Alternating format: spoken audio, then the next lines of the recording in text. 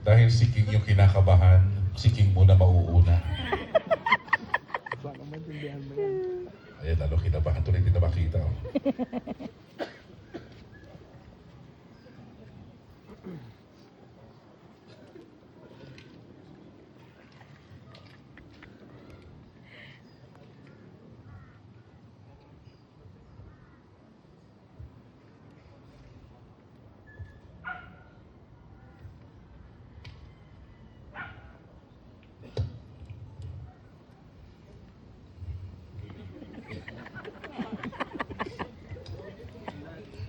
Hi babe, bago ang lahat gusto kong magpasalamat kay Lord dahil dininig niya ang isa sa mga panalangin ko. At ikaw yun. Yes. Una pa lang kitang nakita, nabighani na agad ako sa iyong mga ngiti. Sa masusungit mong mga mata. Sa school nun, kontento na akong palihim kang pinagmamasdan. Sabi ko nga nun sa sarili ko, wala akong pag-asa sa'yo. Bukod sa napakaganda, napakabait, napakatalino mo pa. Tapos ako, cute lang. Hanggang sa lumipas ang ilang taon, naglakas loob ako sa'yo, at sa wakas, nagkaroon din ako ng tamang desisyon sa buhay.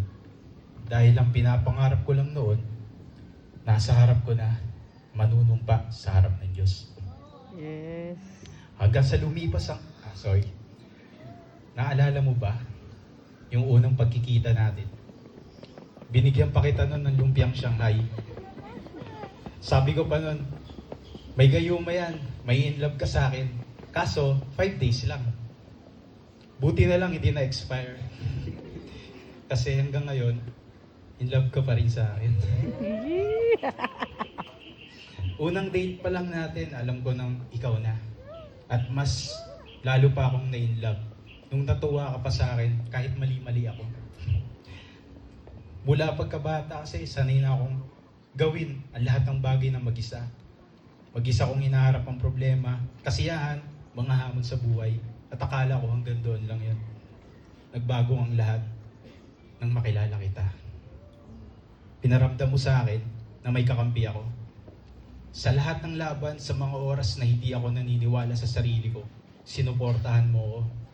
Marami tayong pagsubok na pinagdaanan, pero hindi ka bumitaw.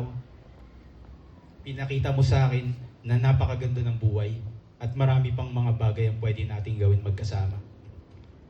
Gusto ko rin magpasalamat sa iyo na kahit kulang-kulang ako, may pagkukulang ako, minahal mo pa rin ako ng lubos. Alam ng lahat na ikaw ang pinaka-thoughtful at genuine na taong nakilala ko. Nakikita ko yun the way you care so deeply, hindi lang sa akin, kundi sa mga taong importante sa'yo. Sa tuwing nakikita ko kung paano ka magmahal, mas lalo kong naiintindihan kung bakit ikaw ang gusto kong pakasalan. Kahit nangangagat ka minsan. Kaya sa harap ng Diyos at sa mga mahal natin sa buhay, pinapangako kong sasamahan kita sa lahat ng panahon na ibigay sa atin ng Diyos. Poproteksyonan ka at ipaparamdam ko sa iyong hindi ka na mag-iisa. Papatawanin pa rin kita kahit di ka natatawa sa mga joke ko. Sasamahan kita sa tuwa, lungkot, problema, paglalakad sa gabi, food trip, sa iba't ibang cafe, travel, hobbies, pagtitipid kunyari, at pagbuo ng ating mga pangarap. Araw-araw kitang pipiliin at syempre aasa rin.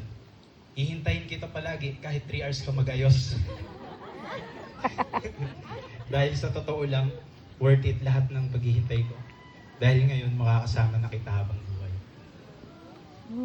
Kung dati sanay akong mag-isa, ngayon mas sanay na akong kasama ka. Kaya ayokong gawin ang mga bagay. At napatunayan ko na walang makakagawa sa paraan kung paano mo ako napapasaya.